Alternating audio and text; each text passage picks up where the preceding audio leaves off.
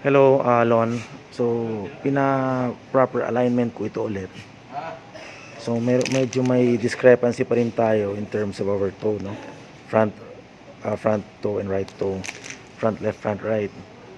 So, essentially, with this parameter, yung adjustability natin dito sa modifications natin with the tie rod is the issue. Kaso, medyo sagad yung adjustment nila here.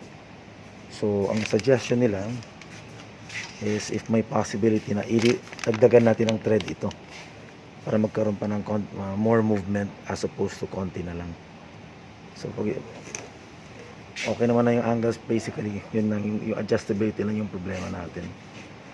At saka medyo kailangan natin pag-usapan ni na Kaito yung possible kasi bumigay na rin yung bearings ito 1, 2 and rear left.